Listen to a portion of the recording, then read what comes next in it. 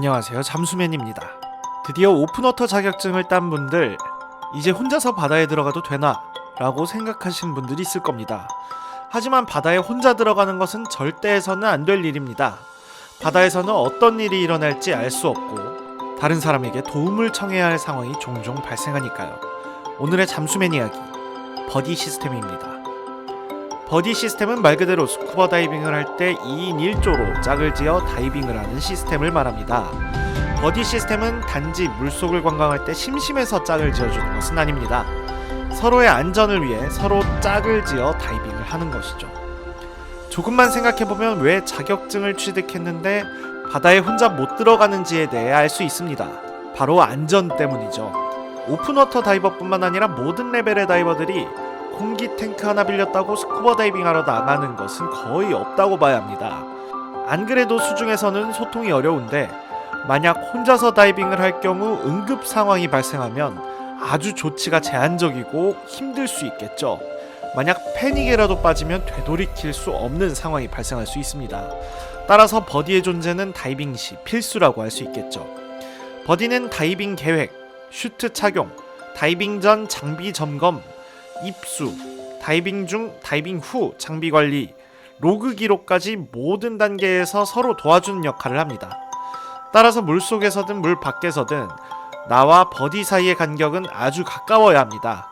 예를 들어 내가 수중에서 다이빙을 하던 도중 공기가 다 떨어졌다면 버디에게 다가와 수신호를 한 후 옥토를 통해 공기를 공유해야겠죠. 그러기 위해서는 버디와 내 거리가 수영으로 다가갈 수 있을 만큼 아주 가까운 거리여야 할 겁니다.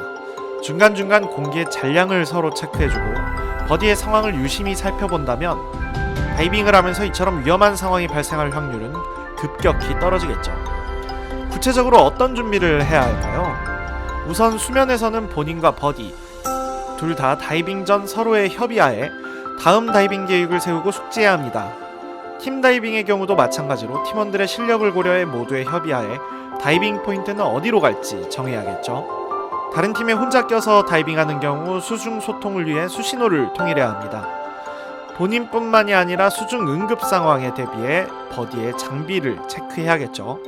그리고 입수 전에는 서로의 스쿠버 장비 착용하는 것을 도와줍니다. 서로의 장비가 오작동 및 문제가 없는지, 레귤레이터는 잘 작동하고 있는지, 공기 탱크의 밸브는 잘 열려 있는지, 게이지들은 다 작동을 하는지 이런 것들을 서로 전반적으로 체크해줍니다. 입수 시에는 버디가 뛰어들 입수 지점이 문제는 없는지 확인해줍니다. 하강 시에는 서로의 장비가 입수 시 문제가 없는지 다시 확인하고 상호 하강 수신호 하고 하강합니다. 수중에서는 버디끼리 어떤 것들을 해야 할까요?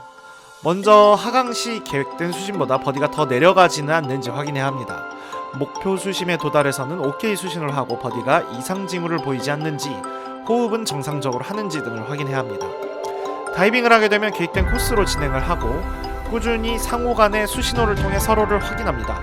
그리고 가장 중요한 부분 중 하나죠. 서로의 공기 잔량을 꾸준히 확인합니다. 다이빙 중 조류 등으로 수중 환경이 변경됐다면 다이빙 계획과 다른 코스로 변경할 때 버디에게도 이를 알려야 합니다.